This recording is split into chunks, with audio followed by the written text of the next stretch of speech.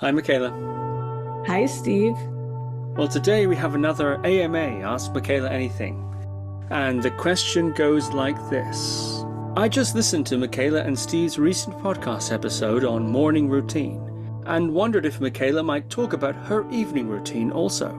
I'm trying to invest more thought into how I round off my days, i.e. mealtimes, good sleep hygiene, etc., and would be really interested to hear any reflections she has on how she typically approaches this part of her day. Okay.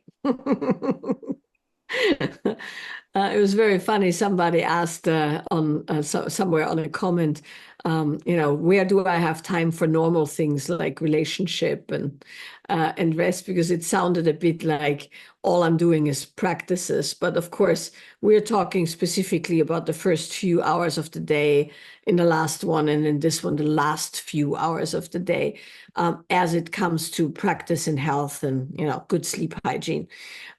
So I just wanted to say that because it's not all routines and practices all the time.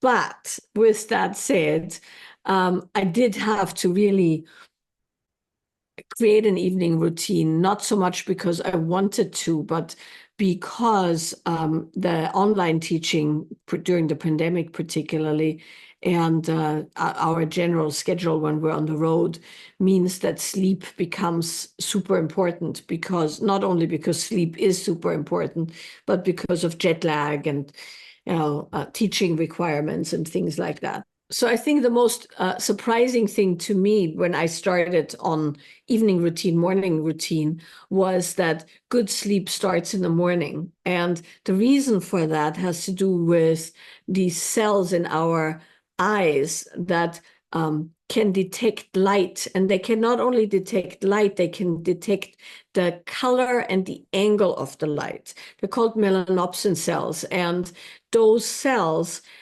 get activated when they detect morning sunlight. So low angle morning sunlight. And why low angle? Low angle because when the sun comes up, it goes through the atmosphere and the color of the light, the texture of the light is more red and orange.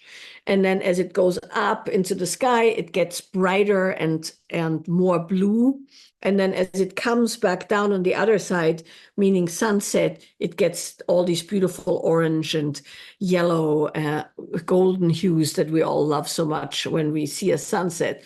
So that low angle reddish light is the light that lets the body know in the morning it is morning. And those melanopsin cells, when they get activated, do something that we need for sleep, which is they trigger the production of melatonin 16 to 18 hours later. And I think that's miraculous, personally. It's like, I mean, that's just something so incredible about um, the human design where that is what's happening. And so what that means is that your morning sunlight exposure, hence I sit, facing the sun and all of that, then triggers your melatonin production in the evening. So the second piece of that, and that gets us to the evening routine and my evening routine and also a maybe suggested evening routine for somebody who really wants to dial in sleep, is that if you get that last sun in the evening, as the sun gets down, you get that red light again. And that lets your body know now we're coming down towards sleep. But the real secret, and this is hard to do, but it really, really pays off, is that means that after you had the sunset light, you want to avoid blue light exposure. People know that, they've heard it. We all have the blue light blockers. Not everybody does, but many people have blue light blockers, or even reading glasses now have blue light blockers built in. And so, but that's not the full thing, because you just don't get it from the screen. You also get it from your lights in your house. And, if you live somewhere where there's bright street lights outside and you sleep with the windows open, there's a lot of light exposure that can happen at a point where it should be dark. And so, just as a little side note on that, because that really helped me understand why certain things happened. is for biological reasons. When like ancient humans would get that evening red light, they would have a huge spike of energy triggered by the evening red light. And that spike of energy is the, so to speak, making camp spike of energy. Because when you are, wandering the steppe or something, and it's about to get dark, you have to make camp, and that requires energy. So it's an interesting thing. You get the red light in the evening, you have a surge of energy, and then the melatonin starts coming out, and you'll sleep when it's dark. That would be the natural way of doing it. But typically what we do is we have we unwind from, let's say, work day or so, and then we look at the computer or the TV or our devices, and then of course that's the light we get, and then often there's a spike of activity afterwards when people want to go to bed, and then they can't go to bed, and then they scroll some more, and so you can really mess up your melatonin excretion in the evening if you have too much bright light. So that's one piece of it, right? But then there's also, of course, other things to consider, like more your, let's say, mental health from a viewpoint of not working till the moment you go to bed, or having a bit of a life outside of your work life, and not having everything bleed in together. So good evening routines in general are comprised of rituals that let your body know it's time to shift into, let's say, rest and relax, rest and digest mode, if we talk about the nervous system, and then support the nervous system with adequate light exposure. And there's some other things you can do. So amongst the other things you can do is a phenomenon that's related to that whole light phenomenon that I mentioned, which is that the human body needs to be cool to sleep. And as you get hot, you wake, like as you heat up in the morning, which has to do with, biorhythms and stuff, you wake up, which is why people who have hot flashes or it's very hot out can't properly sleep, because the heating up of your core is directly related to waking up and getting things done. And then at night, as it cools down, at least some parts of the world, it cools down, your body goes into sleep, and then you need to be cool to sleep. So what that means is that if you want better sleep, you want to have your room dark, and you want to have your room cool. And of course, as quiet as you can get your room, but cool and dark is super important for getting sleep.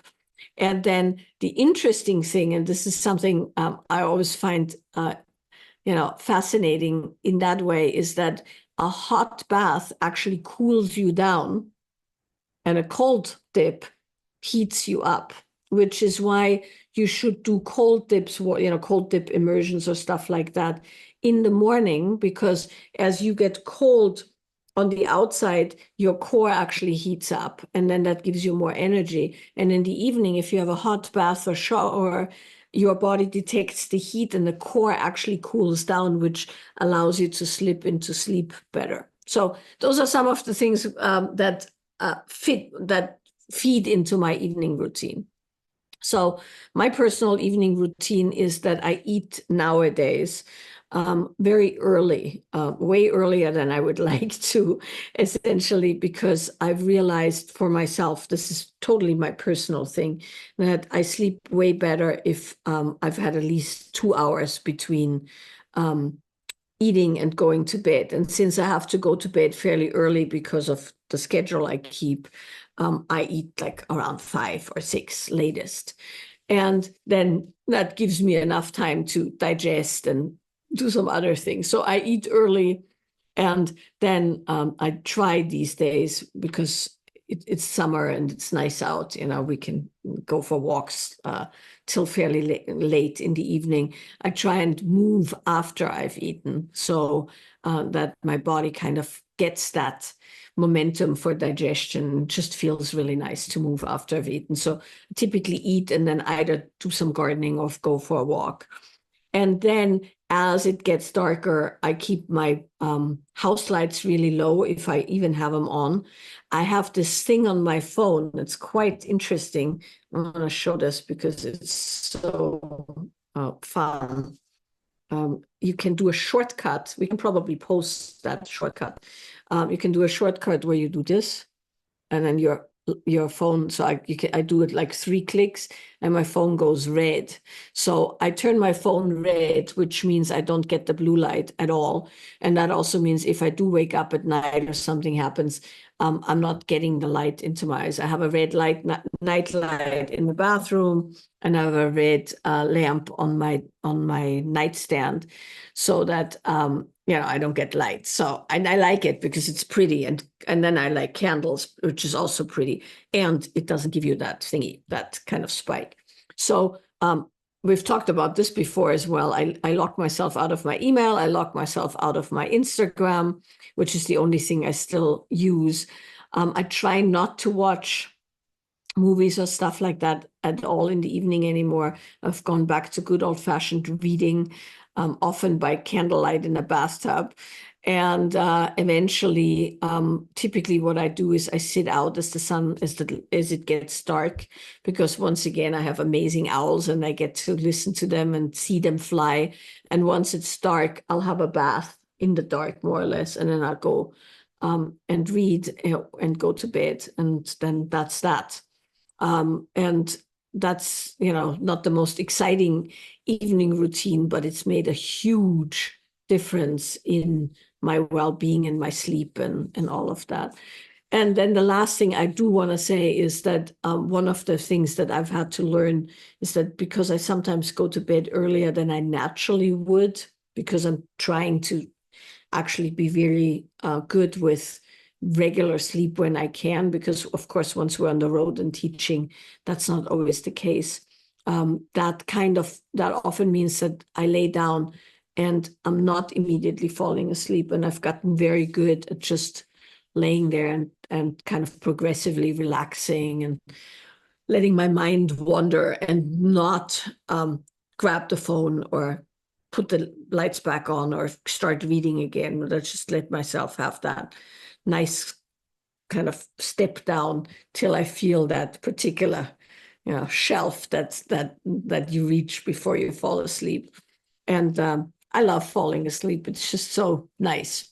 So I always look forward to that moment of falling asleep without being super exhausted, which of course is not always the case. But when it is, it's really nice.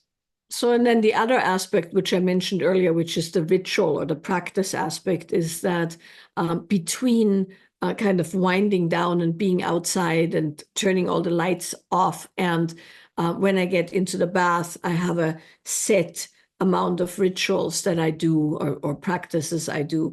And I have a very big bathtub, so I typically put the bath water on and then I sit down and I can kind of hear the bath water going out. So I know how long it takes. And I do kind of a series of things that are, there's some journaling involved. I do some practices, I do the same practice I do in the morning with the deity yoga. Sometimes, particularly when there's a lot going on, I might write a list of things that I have done that day, which I find is very useful, because very often at the end of a busy day, there's, a lot of stuff that didn't get done. And when I get into that, I didn't get everything done, I sometimes sit down and write down everything I did since the morning, both professionally and personally. And kind of close all the loops. This is an adaptation of something I learned from a book of Cal Newport, where he does this evening shutdown. And the evening shutdown is that you essentially close all the open loops of work. But I sometimes do it not only with work, but also with personal stuff or house stuff or animal stuff, where I just write down everything. And then in the book he wrote, he then says formally, okay, evening shutdown complete. I don't necessarily do that. I just go something like, okay, that was good. And then, I like put it down, and then I'll go and have a bath. So, I find it super helpful, and it really settles my system down. And I think it's a great practice. He suggests, by the way, you do that at the end of your work day, because he has this very, really beautiful way of describing how he actually stops working at 5. He doesn't work past 5, even though he has several jobs and careers and things going on, but he has children and wants a family life. So at 5, when he's done, he does that thing.